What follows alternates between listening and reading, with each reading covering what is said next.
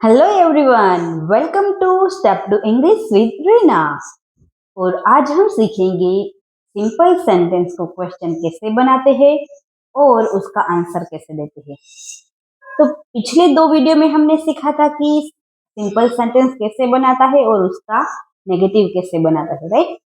तो आज हम उसका क्वेश्चन बनाएंगे और उसका आंसर भी देंगे, और वो भी हम यस और नो दोनों में देंगे। ओके, तो चलो शुरू करते हैं। पर उससे पहले एक बात बता दूं कि क्वेश्चन दो टाइप के होते हैं। पहला कि जिसका आंसर हम यस या नो में दे सकते हैं, और दूसरा कि जिसका आंसर हम यस या नो में नहीं दे सकते हो। तो आज हम वो क्वेश्चन सीखेंगे जिसका आंसर हम यस या नो में दे सकते हैं। तो चलो शुरू करते हैं। और शुरू करने से पहले मैं आपको कुछ सेंटेंस बताती हूँ जिसे हम बोलने की भी प्रैक्टिस करेंगे, क्योंकि बोलने की practice is must, right. You like T, क्या है? यू लाइक टी, है ना। दूसरा सेंटेंस है he plays football. He plays football. यहाँ आपने देखा कि प्ले के साथ एस लगा है, क्योंकि यहाँ ही है, इसलिए वो ही क्यों लगता है, कब लगता है, वो हम जब ग्रामर प्रॉपरली सीखना शुरू करेंगे ना, तब बताऊंगी। पर ही शी इट के साथ वर्ब में एस लगता है जब आप सेंटेंस सिंपल प्रेजेंट टेंस। तो चलो आगे देखते हैं। इस सेंटेंस का हम क्वेश्चन में कन्वर्ट करते हैं। तो पहले इस सेंटेंस देखते हैं, यू लाइक टी। इसमें कोई भी हेल्पिंग वर्ब नहीं है। तो जब हेल्पिंग वर्ब नहीं है तो क्वेश्चन बनाने के लिए अब हम हेल्पिंग वर्ब लेंगे डू और डज को। तो किसके साथ डू लगता है और किसके साथ डज लगता है पहले मैं बता दूं, पिछले वीडियो में हमने सीखा था, मगर फिर भी एक बार मैं बता देती हूँ आपको। डू और डज लगता है उसको क्वेश्चन बनाने के लिए। सो आई, वी, यू और दे के साथ क्या लगता है? या यू आर राइट, उसके साथ लगता है डू। और ही, शी, इट के साथ लगता है डज। यहाँ अगर किसी का नाम हो और अकेला ही नाम हो तब भी हम डज का यूज करते हैं। ओके, तो यू लाइक टी, तो यू के साथ क्या लगेगा? यू यहाँ है तो यू के साथ डू लगेगा। तो हमें क्या करना है, जो हेल्पिंग वर्ब है ना, इसे आगे लेके आना है। ओके, सो डू, फिर ये सेम सेंटेंस पीछे लिख देना है, यू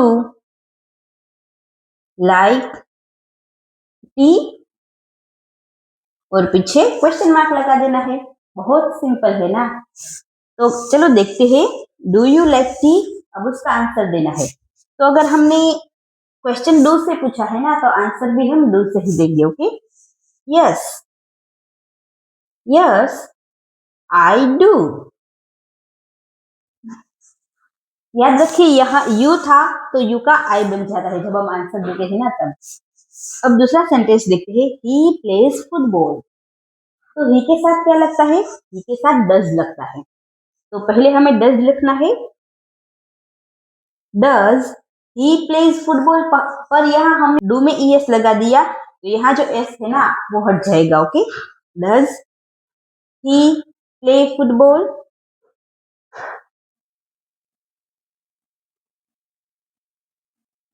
पीछे क्वेश्चन मार्क लगा देना है। उसका आंसर हम नो में देते हैं। सो क्या लिखना है? नो। ही, यहाँ डज है तो यहाँ आंसर भी डज ही आएगा, DOES, डजंट। डज नॉट का शॉर्ट फॉर्म डजंट होता है ना, हमने पिछले वीडियो में देखा था। He doesn't, right. और सेंटेंस देखते हैं। चलो और सेंटेंस की ट्राई करते हैं। They go to school, they go to school, she reads a book. तो दे गो टू स्कूल, दे के साथ क्या लगेगा? डू लगेगा, दे के साथ डू लगेगा। तो do, they go to school, sentence वही लगा देना है, दे गो टू स्कूल, पीछे क्वेश्चन मार्क लगा देना है। उसका आंसर क्या देना है? हम अगर नो में देते हैं तो क्या कहेंगे? No, they don't, no they don't, she reads a book. तो उसका क्या बनेगा? शी के साथ डज लगेगा, डज शी, यहाँ रीड में जो एस है वो निकाल देंगे, रीड अ बुक, इसका आंसर हम एस में देते हैं, yes, she does, she does. Simple से भी सेंटेंस हमने सीखे वो डू और डज वाले थे, पर अगर सेंटेंस इजेमार वाले होते हैं तो हम कैसे बनाएंगे, चलो ये भी देखते हैं। तो अगर हमारे पास इजेमार वाले क्वेश्चन है तो उसका बहुत सिंपल है, उसे हमें कुछ भी ऐड नहीं करना है, सिर्फ जो ये वर्ब होता है ना आर इज, उसे आगे लेके आना है। ओके, तो पहले अगर आपको ये ना पता हो कि किसके साथ आर लगता है, किसके साथ इज लगता है, किसके साथ एम लगता है, तो मैं ये बता देती हूँ। आई के साथ एम लगता है, वी, यू और दे के साथ आर लगता है, और ही, शी, इट के साथ इज लगता है। अगर यहाँ कोई एक व्यक्ति का नाम है तब भी हम इज का यूज करेंगे। यू आर हैप्पी, तो इसमें जो ये आर है ना, ये वाला आर, उसे हमें आगे लेके आना है, आर यू हैप्पी। बहुत सिंपल है, पीछे क्वेश्चन टैग लगा देना है, और इसका अगर आंसर देना है तो हम ये आर वाला आंसर है तो हम इजे मार्क से ही देंगे आंसर। ओके, डू डज नहीं लगाएंगे। जब क्वेश्चन इजे मार्क से पूछा जाता है तो आंसर भी इजे मार्क से ही दिया जाता है। तो यू आर हैप्पी, तो हम उसका देंगे yes I am, yes I am. या आप लॉन्ग आंसर देना चाहते हैं ऐसे भी दे सकते हो कि yes I am happy. She is your friend, तो इसमें जो इज है वो वर्ब है तो उसे हमें आगे लेके आना है, is she your friend.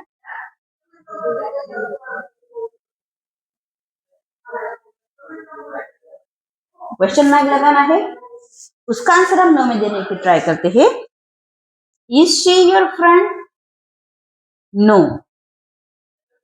She is not, या फिर ये भी कह सकते हैं कि शी इजंट, इज और नॉट को शॉर्ट लगा के इजंट बन जाएगा, शी इजंट। तो दो और नए सेंटेंस के साथ ट्राई करते हैं, दे आर रेडी या वी आर लर्निंग इंग्लिश। तो उन दोनों सेंटेंस का हम क्वेश्चन बनाते हैं और उसका आंसर भी देते हैं। दे आर रेडी, तो इसमें हेल्पिंग वर्ब कौन सा है, आर, तो इस आर का हम क्या करेंगे, आर को हम आगे लाएंगे,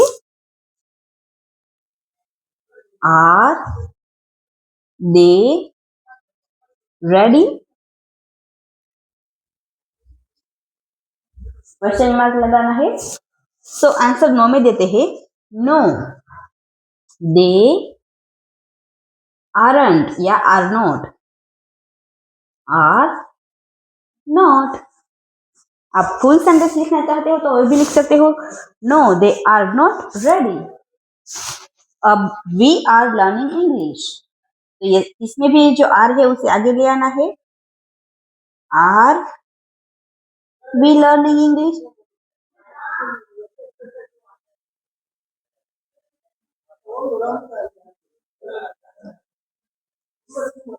yes we are, yes we are.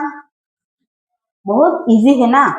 तो एक बात याद रखनी है कि अगर क्वेश्चन डू डज से पूछा गया है तो हमें आंसर भी डू और डज में देना है, और अगर क्वेश्चन इजे मार्क से पूछा गया है तो हमें आंसर भी इजे मार्क से ही देना है। अब मैं आपको कुछ और प्रैक्टिस सेंटेंस देती हूँ जिससे आपके लिए और प्रैक्टिस हो जाएगी। आपको मुझे आंसर कमेंट बॉक्स में लिख के देना है।